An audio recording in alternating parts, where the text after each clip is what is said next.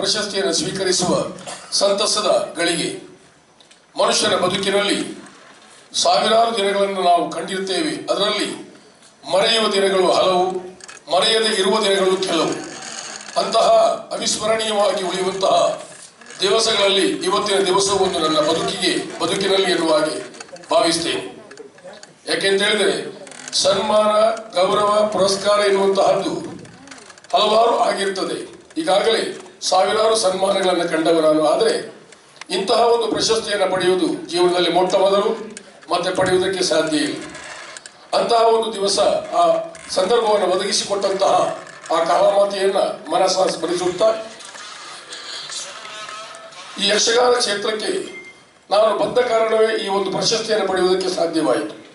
ಹಾಗಾಗಿ ಯಕ್ಷಗಾನ ಕ್ಷೇತ್ರಕ್ಕೆ ನನ್ನನ್ನು ಕೊಟ್ಟಂತಹ ನನ್ನ ಜನ್ಮದಾತರಿಗೂ ಹಾಗೂ ನಮ್ಮ ಪೂರ್ವಜರಾದಂತಹ ಹರಾಡಿ ಪರಂಪರೆಯ ಮೊಟ್ಟ ಮೊದಲು ಯಕ್ಷಗಾನ ಕ್ಷೇತ್ರದಲ್ಲಿ ರಾಷ್ಟ್ರ ಪ್ರಶಸ್ತಿ ಪಡೆದಂತಹ ಹರಾಡಿ ರಾಮಗಾಣಿಗ ನನ್ನ ಅಜ್ಜ, ಆಮೇಲೆ ಹರಾಡಿ ಕೃಷ್ಣಗಾಣಿಗ, ಹರಾಡಿ ನಾರಾಯಣ ಗಾಣಿಗ, ನನ್ನನ್ನು ಯಕ್ಷಗಾನಕ್ಕೆ ಮೇಳಕ್ಕೆ ಕರೆದುಕೊಂಡು ಹೋದಂತಹ ನನ್ನ ಸೋದರ ಮಾವ ಕೋಡಿ ಶಂಕರ ಗಾಣಿಗ, ಅವರು ಕೂಡ ರಾಜ್ಯ ಪ್ರಶಸ್ತಿ ಪುರಸ್ಕೃತರು.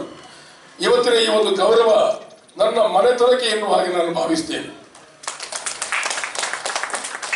ಹಾಗೂ ಒಬ್ಬ ಕಲಾವಿದನಾದ ಕಾರಣವೇ ಆ ಕಲಾಮಾತೆ ಅನುಗ್ರಹದಿಂದ ಸಿಕ್ಕಿದಂತಹ ಈ ಭಾಗ್ಯ ಎಂದು ಭಾವಿಸಿ ಸಂದದ್ದು ಆ ಕಲಾದೇವಿಗೆ ಎನ್ನುವ ಹಾಗೆ ಭಾವಿಸುತ್ತಾ, ಈ ಒಂದು ಪ್ರಶಸ್ತಿಯನ್ನ ನನಗೆ ಕೊಡಿಸುವಲ್ಲಿ ನನ್ನನ್ನು ಆಯ್ಕೆ ಮಾಡಿದಂತಹ ಯಕ್ಷಗಾನ ಅಕಾಡೆಮಿಯ ಅಧ್ಯಕ್ಷರಿಗೂ ಹಾಗೂ ಸರ್ವ ಸದಸ್ಯರಿಗೂ ಹಾಗೂ ಈ ಯಕ್ಷಗಾನ ಗೌರವ ಪ್ರಶಸ್ತಿಯನ್ನು ಕೊಡಿಸುವಲ್ಲಿ ನನ್ನ ಬಗ್ಗೆ ಸಹಕರಿಸಿದಂತಹ ಎಲ್ಲರಿಗೂ ಅನಂತ ಧನ್ಯವಾದವನ್ನ ತಲೆಬಾಗಿ ನಾನು ಸಲ್ಲಿಸ್ತಾ ಇದ್ದೇನೆ.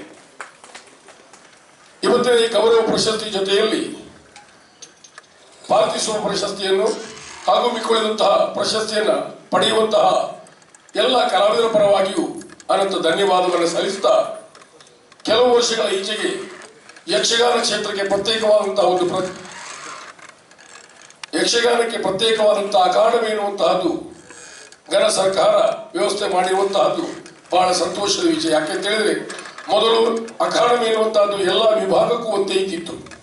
ಇತ್ತೀಚಿನ ಕೆಲವು 4-6 ವರ್ಷಗಳ ಈಚೆಗೆ ಯಕ್ಷಗಾನಕ್ಕೆ ಪ್ರತ್ಯೇಕವಾದಂತಹ ಒಂದು ಅಕಾಡೆಮಿ ಆದ ಕಾರಣ ಇಂತಹ ಕಾರ್ಯವನ್ನ ಮಾಡುವುದಕ್ಕೆ ಸಾಧ್ಯವಾಯಿತು ಎನ್ನುವ ಹಾಗೆ ನಾನು ಭಾವಿಸ್ತೇನೆ. ಆದ್ರಿಂದ ಈ ಅಕಾಡೆಮಿಯ ಅಧ್ಯಕ್ಷರಾದಂತಹ ಅವರು ಹಾಗೂ ಎಲ್ಲ ಆ ಸಮಿತಿಯಲ್ಲಿರುವಂತಹ ಪ್ರತಿಯೊಬ್ಬರು ಮುಂದಿನ ದಿನಗಳಲ್ಲಿ ನಮ್ಮಂತಹ ಸಾಮಾನ್ಯ ಕಲಾವಿದರನ್ನು ಗುರುತಿಸುವಂತಹ ಮನಸ್ಸನ್ನು ಮಾಡಲಿ.